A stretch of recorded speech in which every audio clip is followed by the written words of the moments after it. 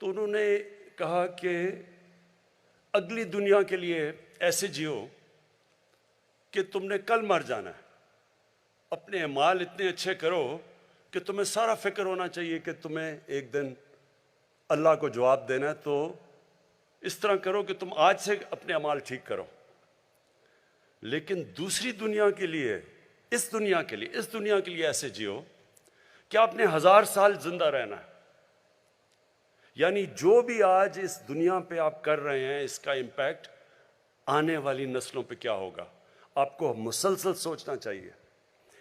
اور ایک قرآن کی آیت ہے کہ میری زمین پہ نکل کے دیکھو کہ کتنی قومیں میں نے برباد کی جو میرے حکم پہ نہیں چلی۔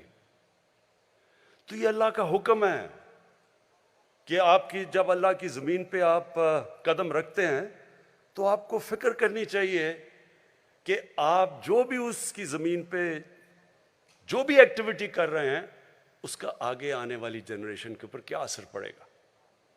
بدقسمتی سے نہ دنیا میں اس کے اوپر توجہ دی گئی، کئی ملکوں نے دنیا میں بڑی توجہ دی شروع سے۔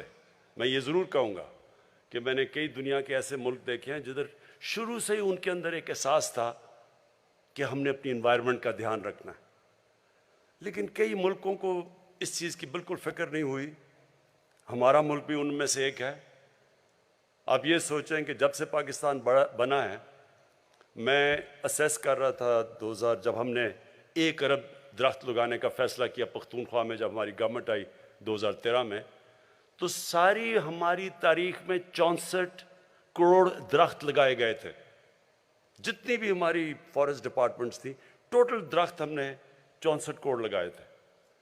تو ہم نے 5 سالوں کے اندر 1 ارب درخت لگایا پختونخوا میں۔ لیکن یہی نہیں تکلیف دہ چیز، جو پرانے ہمارے جنگل تھے، جو بچپن میں جایا کرتا تھا، مجھے میرے کزن میرے بڑے لے کے جایا کرتے تھے۔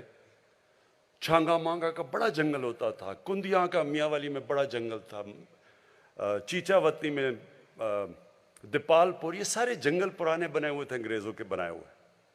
تو ہمارے دیکھتے دیکھتے یہ جنگل تباہ ہونے شروع ہوئے، اور جنگلوں کے اندر بڑے درخت کٹ گئے، انکروچمنٹ ہو گئی، ان کی زمینوں کے اوپر لوگوں نے قبضے کر لیے۔ کوئی کسی کو فکر نہیں تھی کہ کتنا بڑا ہمارے آنے والی جنریشنز کے لیے اثاثہ ہے ہمارے جنگل۔ اور یہ ہمارے جنگل بھی آہستہ آہستہ گئے، ہمارے دریاؤں کو پلوٹ کیا گیا کہ بے دردی سے۔ میں جب بڑا ہو رہا تھا تو ہمارے زمان پاک کے باہر جو نہر ہے، وہ میں نے آپ لوگوں کو دیکھا ہوا کہ عام سائیکل پہ جا رہے ہوتے تھے گرمیوں میں، لوگ اتر کے نہر کا پانی پیتے تھے۔ اب کوئی تصور بھی نہیں، اب نہر کا پانی تو چھوڑو، نلکے کا پانی ٹھیک نہیں ہے۔ اور جو لاہور تھا سٹی آف گارڈنز، آج اس کے جو پولوشن ریٹس ہیں وہ کدھر سے کدھر پہنچ چکے ہیں، ڈینجر لیول سے کئی اوپر چلے گئے۔ لیکن یہ بھی ہے کہ اللہ نے ہمیں ہمیشہ موقع دیتا ہے کہ ہم اپنا کورس کریکٹ کر لیں، اپنا راستہ ٹھیک کر لیں۔ تو یہ دنیا کو ایک موقع ہے، اور یہ جو یونائٹڈ نیشنز کا ecosystem, decade of ecosystem restoration, کہ 10 سال ہم کوشش کریں گے اپنا جو ایکو سسٹم ہے جس میں سب کچھ ہے، ماحولیات ہے، درخت ہیں، سب کچھ ہے، پانی ہے، ہم اس کو ٹھیک کریں۔ یہ یاد رکھیں کہ اللہ ہمیں ہمیشہ موقع دیتا ہے، کیونکہ وہ رحمان اور رحیم ہے، معاف کرنے والا خدا ہے، وہ ہمیشہ آپ کو راستہ دیتا ہے کہ ٹھیک ہے، اپنا راستہ ٹھیک کرو۔ ہمارے لیے یہ موقع ہے، یہ 10 سال، یہ 10 سال میں دنیا نے اپنا کورس کریکٹ کرنا ہے۔ جو ایک مقابلہ چل رہا ہے دنیا میں، ایک طرف ہے ہوس، گریڈ، دوسری طرف ہے انسانیت۔ اس کا بیلنس ہونا چاہیے۔ جب یہ بیلنس کھو جاتا ہے، جب کنزیومرزم، کنزمپشن، گریڈ اس لیول پہ پہنچ جاتی ہے، اس کا ہمیشہ منفی اثرات انسانیت کو فیس کرنے پڑتے ہیں۔ یہ جو بھی بورس جانسن نے کہا، وہ جو ویڈیو میں تھوڑی سی آواز کی سمجھ آئی، پتہ نہیں کیا وجہ تھی، لیکن اس نے کیا کہا؟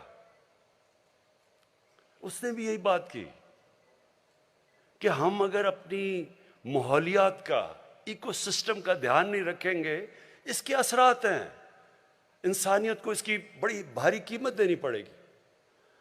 تو جو ہم کر رہے ہیں، میں ذرا بریفلی آپ کو بتا دوں ہم کیا کر سکتے ہیں۔ پاکستان کا تو جو یہ کاربن ایمیشنز کے اندر جو ہماری جو کنٹریبیوشن ہے وہ منسکیول ہے، نہ ہونے کے برابر ہے، 1% سے بھی نیچے ہے۔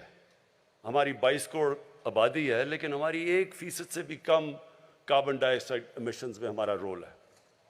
اس کے باوجود ہم نے فیصلہ کیا کہ ہم اپنے ملک کے اندر کوشش کریں گے کہ ہم جو بھی ہم کر سکتے ہیں، ہم یہ جو گلوبل وارمنگ ہے جس کے منفی اثرات ہیں، جو سب سے بڑی بات کی جو یونائٹڈ نیشنز کے سیکرٹری جنرل نے کہ پانی کا بہت بڑا ایشو آنے والا ہے دنیا میں، ابھی سے ہمارے صوبے آپس میں کہتے ہیں کہ جی ہمارا پانی چوری ہو گیا، یہ کہتا ہے ہمیں کم پانی مل رہا ہے۔